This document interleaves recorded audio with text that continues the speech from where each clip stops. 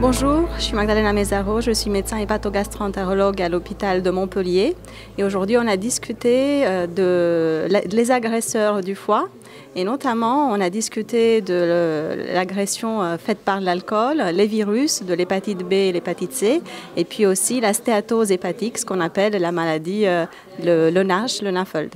Donc principalement pour l'alcool, comme vous le savez, c'est la première cause de mortalité liée au foie en France. Je vais laisser ma collègue vous en parler plus. Pour ce qui est le virus de l'hépatite C, on sait que ça représente également une cause très importante de morbidité hépatique. La nouveauté actuellement, c'est qu'on a des nouveaux médicaments qui peuvent permettre la guérison de plus de 95% des patients.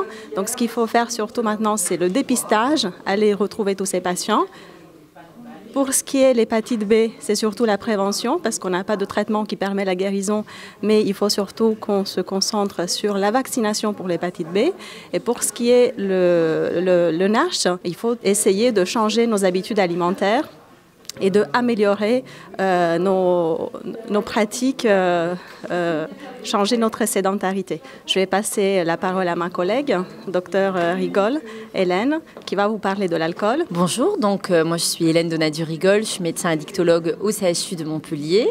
On a la chance de travailler conjointement, hépatologue et addictologue et l'ensemble des soignants, autour de ces agresseurs du foie. Donc effectivement sur l'alcool, la prise en charge conjointe à la fois hépatologique et alcoolologique est importante et c'est une prise en charge extrêmement complémentaire. Donc, dans cette présentation, on a pu voir à quel point il fallait repérer de façon systématique la consommation excessive d'alcool et quelle posture adopter en cas de consommation excessive d'alcool ainsi que les traitements.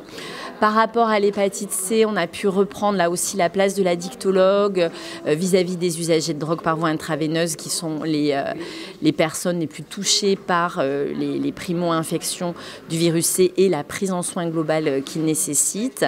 Et enfin, pour terminer, on a effectivement parlé du NASH. Le NASH, la NASH, qui peut être concomitante de phénomènes aussi addictifs liés à l'alimentation, comme des addictions alimentaires, comme des troubles du comportement alimentaire qui peuvent s'apparenter également à des addictions. En fait, la conclusion de notre présentation commune, elle correspond à notre vie réelle au quotidien, c'est-à-dire la prise en charge transdisciplinaire des personnes qui souffrent de maladies susceptibles d'engendrer des dommages au niveau hépatique.